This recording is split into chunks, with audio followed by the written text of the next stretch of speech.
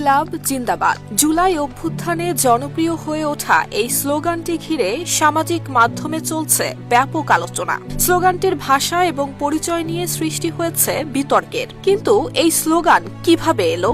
এর আগে কবে কোথায় বিপ্লবীদের কণ্ঠে শোনা গেছে ইনকিলাব জিন্দাবাদ? এর উত্তর আছে ইতিহাসের পাতায়। ব্রিটিশ শাসনের বিরুদ্ধে যখন উত্তাল ভারতবর্ষ, চারিদিকে অসন্তোষ, ক্ষোভ আর বিদ্রোহের আগুন, এমন প্রেক্ষাপটে জন্ম নেয় এক অমর স্লোগান, ইনকিলাব জিন্দাবাদ। অর্থ বিপ্লব চিরজীবী হোক।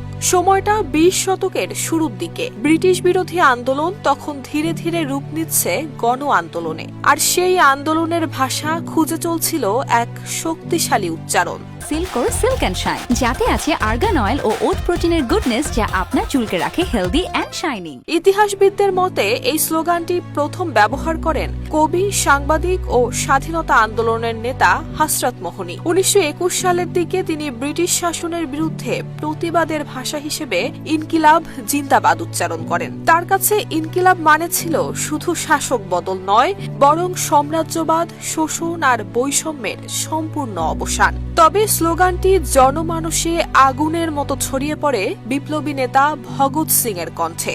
আদালত প্রাঙ্গণ থেকে ফাঁসির মঞ্চ, প্রতিবারই ইনকিলাব জিন্দাবাদ ধ্বনিতে কেঁপে উঠত ব্রিটিশ শাসন ব্যবস্থা।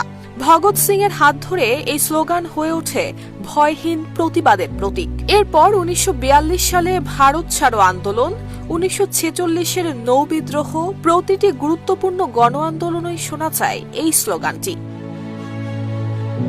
একই ধারাবাহিকতায় বাংলাদেশের গণতান্ত্রিক লড়াই, বিশেষ করে 1969-এর গণ অভ্যুত্থানেও এই স্লোগান স্বৈরশাসন আর বৈষম্যের বিরুদ্ধে হয়ে ওঠে গণমানুষের কণ্ঠস্বর। এমনকি 2024 সালের জুলাইয়েও যখন ছাত্র জনতার আন্দোলন তীব্র হয়ে ওঠে, তখন তরুণদের অনেকেই ইনকিলাব জিন্দাবাদ স্লোগানটি ব্যবহার করেছেন। এক কথায়, ইনকিলাব জিন্দাবাদ শুধু একটি স্লোগান নয়, এটি উপমহাদেশের সংগ্রামী ইতিহাসের এক জীবন্ত দলিল। নুসরাত জাহান মেহেক, ঢাকা পোস্ট।